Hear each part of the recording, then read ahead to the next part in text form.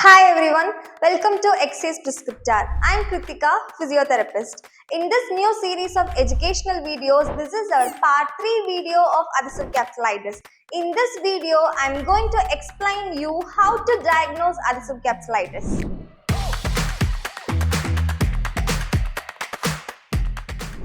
Actually, there is no specific special test and gold standard criteria to diagnose adhesive capsulitis. But don't worry, I will give you the 8 key features to exactly rule out adhesive capsulitis from other shoulder pathologies. The first feature is nocturnal pain, that is night pain. So this pain will awake the patient even from their deep sleep. The main reason for this night pain is the production of anti-inflammatory hormone, that is cortisol, will drop to its lowest point at around the midnight time. So the effect of synovial inflammation in the affected shoulder joint will become very high. That's why the patient gets night pain. Mom! And the second feature is patient will get severe pain in any sudden or unexpected shoulder movement because of severe capsular restriction. And the third feature is during palpation, patient will tense pain over the affected shoulder joint line and anterior chest,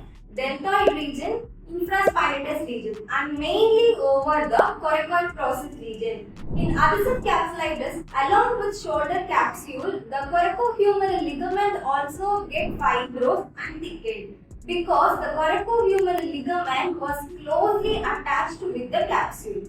That's why in adhesive capsulitis, the coracoid pain test is positive. Fourth feature is both active and passive range of shoulder movements are decreased. Mainly the external rotation, abduction and shoulder flexion, and finally the internal rotation.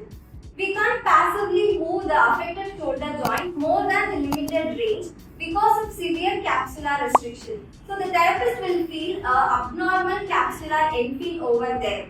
This is the main key feature to differentiate adhesive capsulitis from other shoulder pathologies. The fifth feature is there will be a 30% loss of active range of motion more than 2 or 3 unspecified directions. For example, if the patient is having limited shoulder flexion means when we have changed the plane, in this plane also they can't able to perform, and in this plane also they can't able to perform. Whatever may be the plane, but the shoulder flexion is limited because of severe capsular restriction.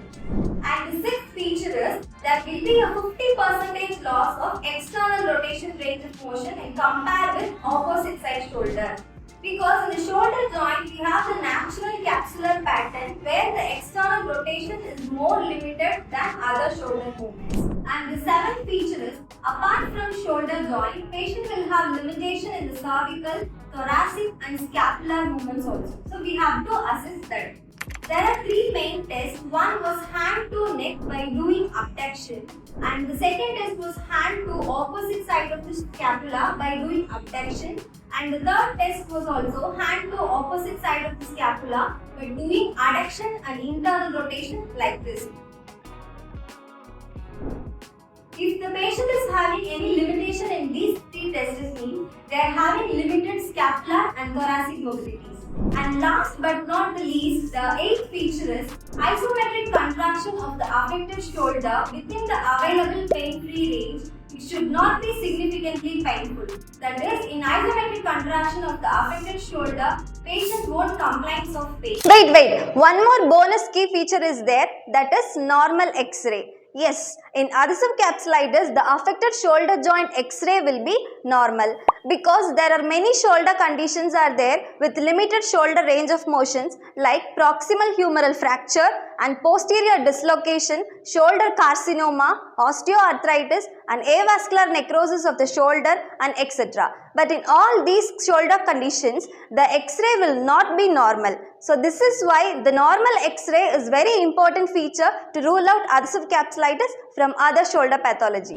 I hope that hereafter there is no chance for misdiagnosing some other pathology as adhesive capsulitis. If you like this video, subscribe to our channel and share this with your friends. We will detailedly learn how to treat adhesive capsulitis patients in upcoming videos. So stay tuned. Thanks for watching.